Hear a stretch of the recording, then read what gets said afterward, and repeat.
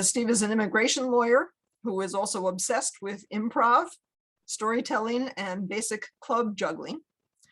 He is going to speak to us on life lessons from improv, learning to listen. So, Steve, over to you. So I'll start with a confession in keeping with the sort of holiday just passed. My default is to essentially not notice, not hear, and not particularly see anything from the day as it goes by, apparently. I know this sometimes from just reviewing the day, and it seems like whatever I saw was just sidewalk or sort of undifferentiated grayness, and heard nothing. This is not unusual for me. Maybe you've experienced it too. It's a sad thing. We only have so many days, and to not retain any impact from the day just passed. How alive were you? So we'll start there. That's the baseline. But I really, kind of fell in love with improv about 6 years ago, became addicted to it because it's an opportunity for me to experience an exception to that undifferentiated inattentiveness. In improv and classes and shows, we're invited to listen to our scene partner and basically create scenes on the fly. It's very much like flying a plane while you're building it, which is a way to really feel alive, as you can imagine. And it can be, when it works, it's wonderful. On the other hand, as Nikki has heard me say and maybe experienced, there's nothing worse than bad improv. The improv student is tasked with learning, one of the core things, learning to listen to one's scene partner. And in the beginning, sort of early in one's improv journey, one finds that one tries to listen, particularly if it's live on stage in a class or a show, to whoever else is in the scene with you, and you get into your head that you should, in order to really focus, your face should reflect the fact that you're really paying attention and listening, listening hard. And that's a behavioral trap, because after a while you realize that the attempt to put yourself into a listening posture and essentially play act listening creates, ironically, a noise in your head that prevents you from hearing a single word that your scene partner is saying. And after a while you realize this, and you realize, no, it doesn't, let me not care what I look like. I don't need to look like I'm listening. Let me just listen. So you sort of drop that, that intense listening posture that just creates a fog that prevents you from listening. So you go on, and then at the next level, you have calmed yourself down, and you learn to attend to you hear the words that your scene partner's saying, and then you find sort of in your journey there are different levels of listening.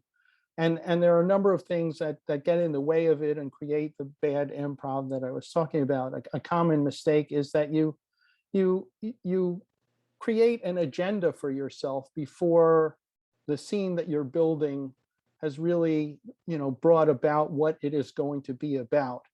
Again, to hark back to a phrase that Lenny used, I think at Rosh Hashanah, you are, sort of living in the book of your own mind, which is not good in improv.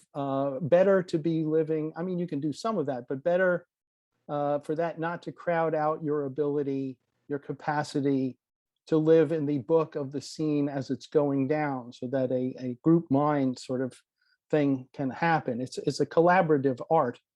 And there's an example of this. I was, knowing I was going to talk today, I looked at some videos of shows I was in. And I was in a show not too long ago with a troupe that I'm in.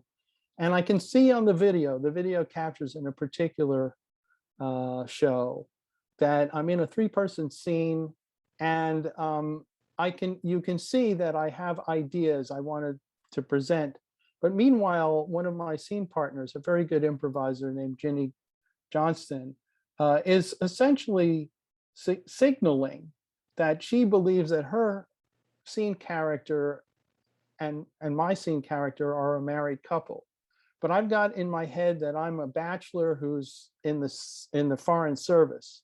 Now the overall piece worked out okay. We found our way, but you can just see me sort of stuck in my head in a way that I'm not attending to little signals. Now she was being subtle about it. She didn't expressly say we were a couple, but I can see when I look at the video, unfortunately, that I wasn't picking up on that. So eventually you have to get to a place where you not only attend to the words that your scene partner is saying, and not, you don't want to miss cues like I did in that show, but you even when you develop the ability to do that, you want to go deeper listening, which involves listening not just to the words or their meaning that your scene partner is saying, but to the import of the words. What are they getting at? Where is it coming from? What is their tone of voice? How does their character feel?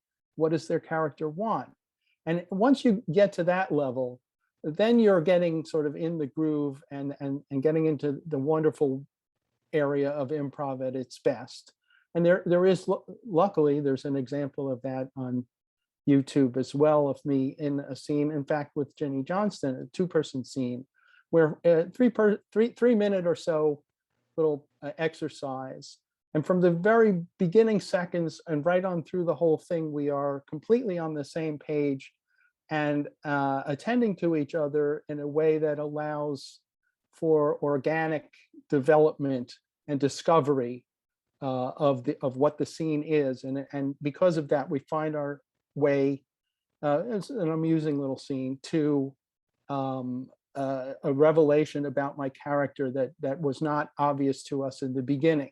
And because it comes about organically and not through an agenda, not living in the books of our own minds, living in the world of the scene as it's being created,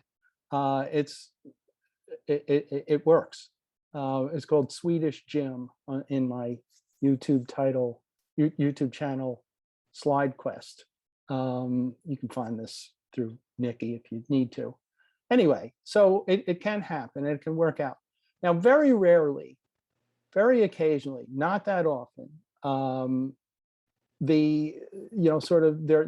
there's fallout, there's a spin-off, in effect, from improv, where it kind of leaks out into my actual what passes for real life.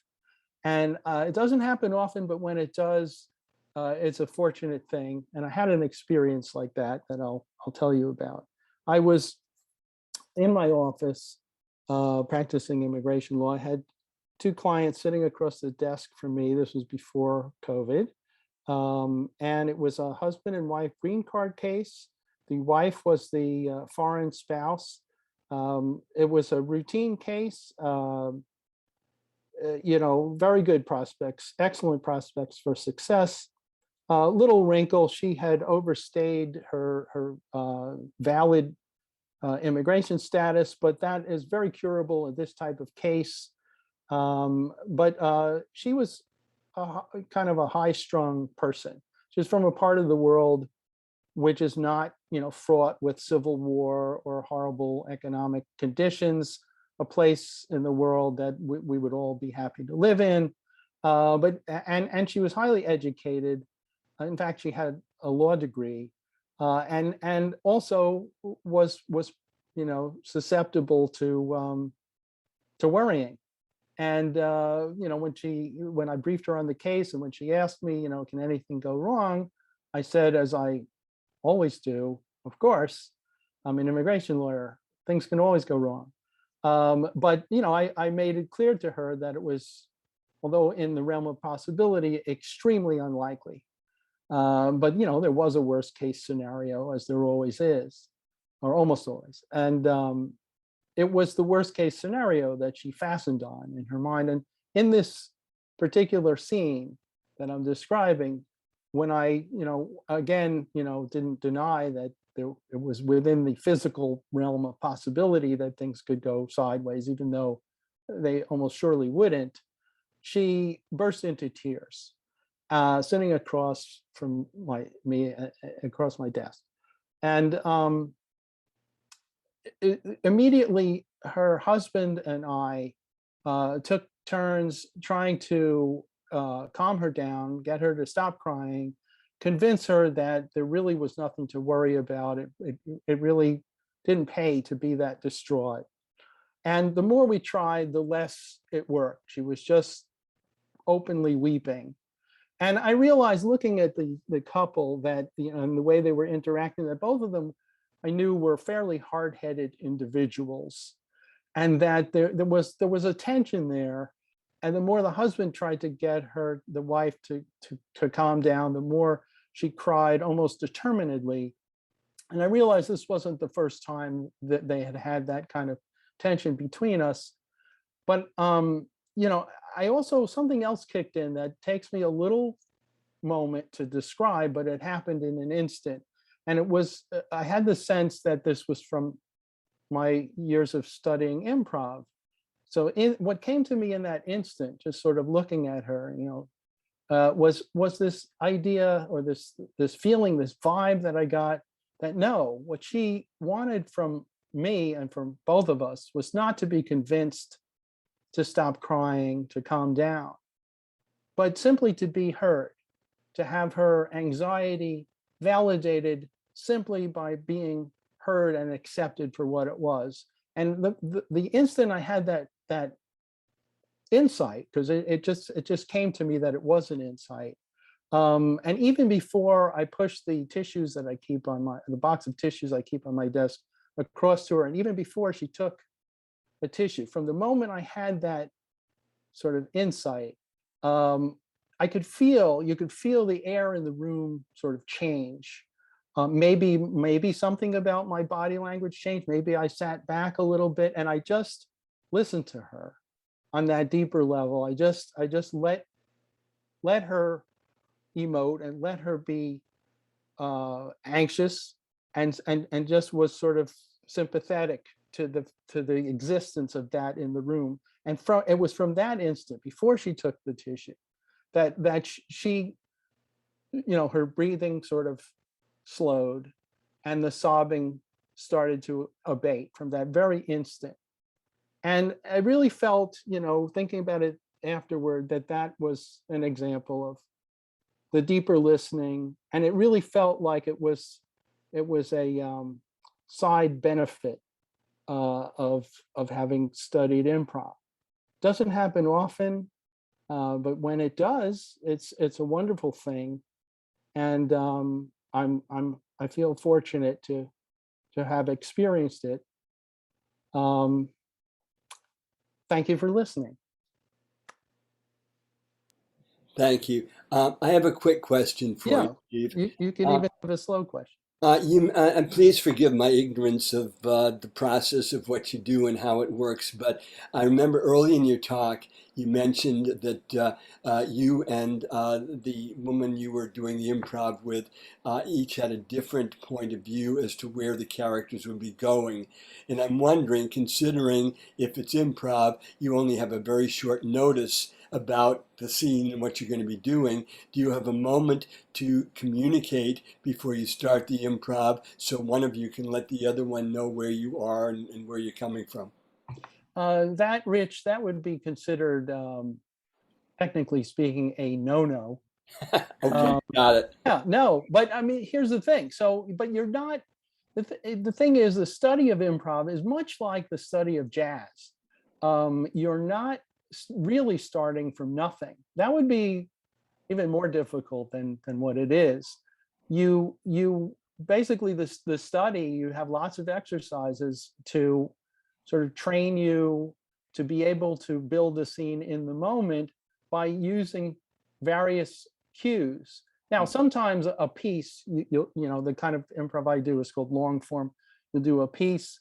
It may be 5 minutes. It may be half an hour. It could be 45 minutes. But often it will start from you get an audience suggestion of a word or a relationship or a location. So you'll have that to inspire you, but then whatever that brings to mind, you will then create a whole, maybe a little one-act play out of it.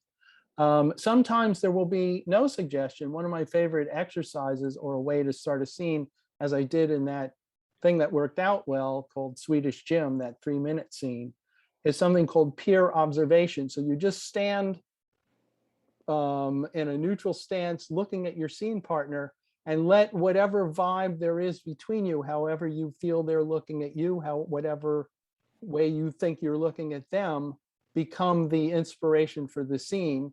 And then the art of improv, if it's working right, is you follow one bit of information that comes out, and it could be verbal, it could be nonverbal, to another until you've built the world of a scene.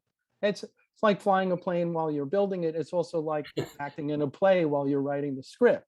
And it's, as you can imagine, it's kind of difficult. It's hard enough to act in a play where Shakespeare or somebody has written the script, but it's possible to do it. And one thing that makes it difficult but also thrilling when it works is that to do it the way it's supposed to be done at its best, you have to risk failure. You have to take on willingly the very real possibility that nothing will ever again enter your head as an idea, a thought, a way to talk to people. And only by accepting that do you have access to the more delightful scenes. There's really a tendency in people studying improv, a lot of people, to be terrified of that. It's sort of a natural thing, natural human reaction to being asked, do this.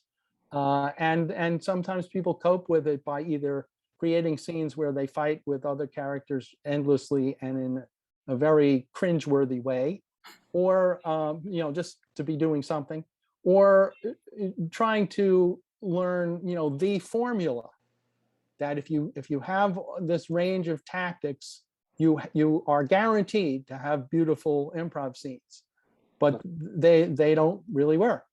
I mean, it's a lot like jazz. You learn a repertoire of how to cope with the uncertainties of not having a script. Well, thanks so much for sharing, because these are perspectives that I think is so valuable for us, and also so valuable in understanding your passion. So thank you so much for joining us tonight and for sharing your perspectives, your observations, and really appreciate it. Thanks so much. Thanks for having me. Okay, over to your spouse. What's her name? Oh no, that's your spouse. The improv widow. Are you really married? What's that? Okay. All right. Let's see. Where are we now? I kind of lost track. We just finished. Right. We're going to do the Alenu, page 320, if I'm not much mistaken. Thank you, Steve.